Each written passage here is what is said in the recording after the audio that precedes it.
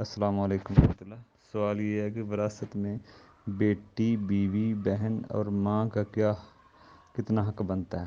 دیکھیں، بیٹی کا اگر دیکھیں سب سے پہلے تو بیٹی اگر ایک ہو مرنے والے کی، چاہے ماں کا انتقال ہے یا باپ کا، بیٹی اگر ایک ہے تو آدھا لے لے گی، کل مال کا آدھا۔ اگر ایک سے زیادہ ہوں تو پھر وہ 2/3 میں سب شریک ہوتی ہیں بہنیں، ایک سے زیادہ ہوں، 2، 3، 4۔ تو جیسے 3 لاکھ ہے تو یہ 2 لاکھ ان میں تقسیم ہوگا، 2/3، 3 حصوں میں 2 حصے۔ اسی طرح اگر بیٹی اپنے بھائی کے ساتھ آئے، ٹھیک ہے، تو پھر بھائی کو ڈبل، بیٹی کو سنگل، بہن کو سنگل، بیٹے کو ڈبل، بیٹی کو سنگل۔ تو یہ 3 طرح کا ان کا حصہ ہوتا ہے۔ آگے بیوی کے 2 طرح کے حصے ہوتے ہیں۔ اگر شوہر کی اولاد ہو تو بیوی 1/8، 8 لاکھ میں 1 لاکھ لے لے گی۔ تو اسی طرح اگر اولاد نہ ہو شوہر کی تو صرف بیوی ہو تو بیوی پھر ڈبل لے گی، یہ 8 لاکھ ہے تو 2 لاکھ مل جائے گا، 1/4۔ یہ بیوی کی حالتیں ہیں۔ بہن کی بھی یہی ہے جو بیٹی کی ہیں۔ بہن ایک اکیلی آئے پھر اس کو حصے ملنے کی حالت ہو تو آدھا لے لے گی۔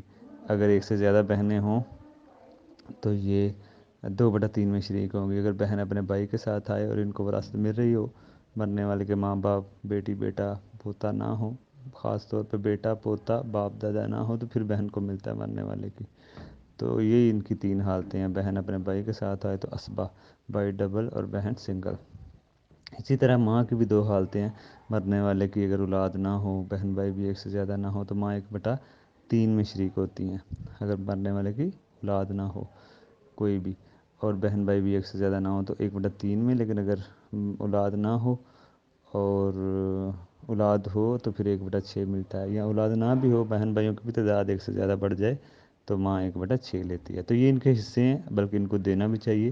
اللہ نے ان کے حصے فکس کیے ہیں زیادہ تر عورتوں کے، کیونکہ ان کو حصہ دیا جائے۔ فکس کرنے کا مطلب یہ ہے کہ ان کو سکیورٹی دی ہے کہ ان کو پہلے دیا جائے اور ضرور دیا جائے۔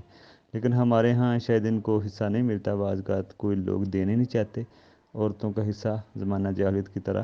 لیکن اگر عورت لینا بھی چاہیں پھر بھی نہیں ملتا بعض اوقات یہ عورتیں خود ڈری ہوئی ہوتی ہیں، سہمی ہوئی ہوتی ہیں، یہ ان کے آگے بہت ساری مشکلات ہوتی ہیں، وہ بہت ساری ایسی چیزیں دیکھتی ہیں، تو اس کے لیے وہ مجبوری سے نہیں مانگتی۔ بعض اوقات ان کے آگے بہت ساری مجبوریاں بھی ہوتی ہیں، تو یہ ان کی طرف کسی نہ کسی شکل میں ظلم ہو رہا ہے ان کو، اور ان کو یہ حصے دینے چاہیے۔ اگر اللہ نے یہ حصے رکھے ہیں تو یہ ان کو دینے چاہیے، معافی کے چکروں میں نہیں پڑنے چاہیے، نہ ان سے معاف کروانا چاہیے، یہ صحیح بات نہیں ہے۔